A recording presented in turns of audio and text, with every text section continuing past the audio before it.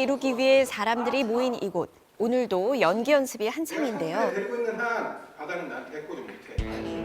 이곳에 오늘의 주인공 연기자 이병관 씨가 있습니다.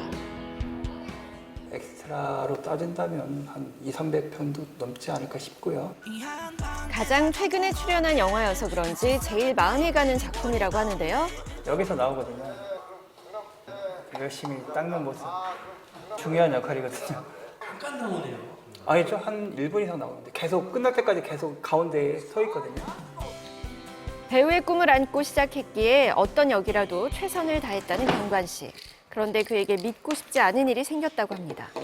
이게 제가 첫 번째로 빠졌던 송곳니고요. 치아를 받쳐주던 잇몸뼈입니다.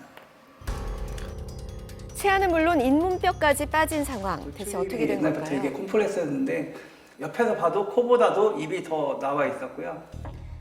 병관 씨에게 있어 돌출입은 가리고 싶은 콤플렉스였습니다. 단역이라든지 그런 것도 하고 싶었지만 제 자체에 이제 컴플렉스가 좀 많기 때문에 보조 출연 엑스트라나 가끔 이미지 단역 정도로 가서 오늘 시간 주어진 내주셔서 역할에 감사합니다. 최선을 방송 잘 다해도 마무리하도록 헛헛함은 하겠습니다. 채워지지 않았다는데요.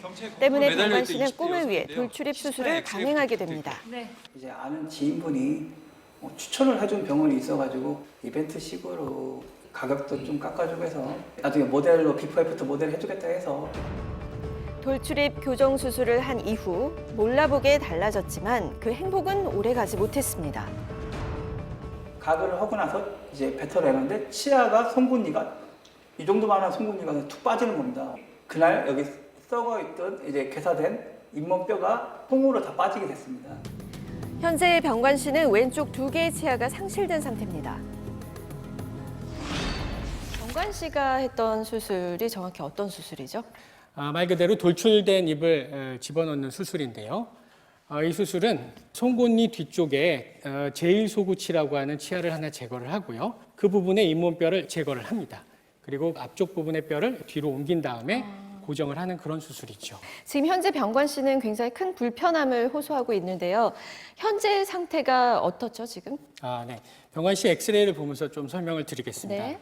이 부분이 이제 수술 전의 상태고요. 현재 모든 치아들이 건강하게 다 붙어 있는 상태입니다. 이것이 최근에 수술 후 최근에 찍은 사진인데요. 두 번째 소구치와 송곳니가 지금 없는 상태입니다. 그리고 현재 잇몸뼈의 위치가 대략 이 정도라고 생각을 하면 이만큼의 잇몸뼈가 손실이 되어 있는 상태라고 판단이 됩니다. 일상생활에서의 불편함은 이루 말할 수 없습니다. 그에겐 식사도 버거운 일이라는데요. 씹는 거 자체가 힘들고 앞으로는 뭐 아무것도 뜯어 먹을 수가 없으니까 이쪽으로도 씹을 수가 없으니까 모든 게 불편하고 먹는 것은 물론 말하는 것 또한 마음대로 되지 않아 일을 하는 데 있어서도 큰 지장을 끼치고 있습니다. 대입기피증이 생기고 우울증도 생기고 발음도 지금 들으면 아시겠지만 발음도 많이 새고 이제 억양도 좀 좋지가 않고 어눌하게 들립니다. 수술 직후만 해도 결과는 꽤 만족스러웠습니다. 하지만 수술 후 5일째 되는 날 이상 증상이 보이기 시작했다는데요. 잇몸 피부가 조금씩 검게 변하는 겁니다. 이쪽만. 원장님도 보시고 이거는 수술을 하면 이런 경우가 좀 생긴다. 걱정 없다고 안심하라고. 얼마 있지 않아 해당 병원은 병관 씨를 대학병원으로 전원시켰습니다. 현재 잇몸뼈 괴사로 인해 왼쪽 치아는 회복이 힘든 상황. 합의를 하자고 했지만 다른 대학병원에서 뽑은 경제소와 그분이 합의하자는 비용과는 천지차이여서 결국 저는 합의에 응하지 않았고 그런데 합의를 제시한 지 얼마 지나지 않아 해당 병원은 문을 닫았고 취재진과도 연락이 되지 않고 있는 상태입니다. 네, 병관 씨는 현재 잇몸뼈까지 괴사돼서 이로 인해서 치아까지 잃은 상태입니다. 자, 박사님, 이게 어떻게 된 일인가요? 의료 기록을 쭉 검토를 해보면 네. 수술 후 초기 단계부터 잇몸 쪽에 변색이 있었던 것을 확인할 수가 있습니다. 이 경우에는 이제 혈류에 이상이 있는 것이 아닌가라고 의료진은 판단을 할 수 있죠. 고압산소 치료 같은 것이 필요합니다. 그런 치료들을 사실 조금 더 빨리 했다면 변색이 되는 단계에서 회복시킬 수도 있지 않았을까 생각되는 문제라고 볼 수 있죠. 고압산소 치료라는 게 정확히 어떤 거죠? 고압산소 탱크가 있어요. 네. 그래서 거기에 사람을 집어넣고 고농도의 기압의 산소를 몸에 넣어주는 거죠. 그러면 이런 식으로 이제 혈류가 안 좋은 상태라 하더라도 좀 더 많은 산소가 조직에 전달이 되기 때문에 회복에 도움을 주는 거죠. 자, 변호사님이 보시기에는 어떤가요? 그 내원할 때 환자 상태를 보면 잇몸뼈가 노출이 되어 있고 또 잇몸 색깔이 이제 변색이 되어 있는데요.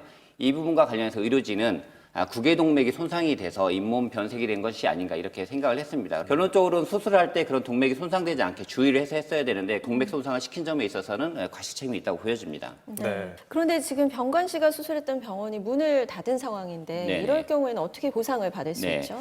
이런 걸 대비해서 손해배상금 대불 제도라는 걸 만들어서요.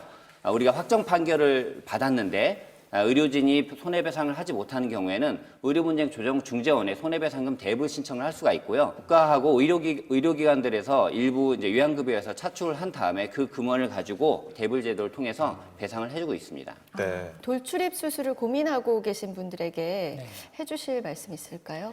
네, 돌출입 수술을 포함해서 안면 윤곽 수술 같은 경우에는 그 결과를 돌이킬 수 없는 경우가 대부분입니다. 그래서 수술이 필요한지 여부를 포함해서 충분히 고려하고 수술을 결정해야 될 것 같습니다. 네, 오늘도 두 분 말씀 고맙습니다.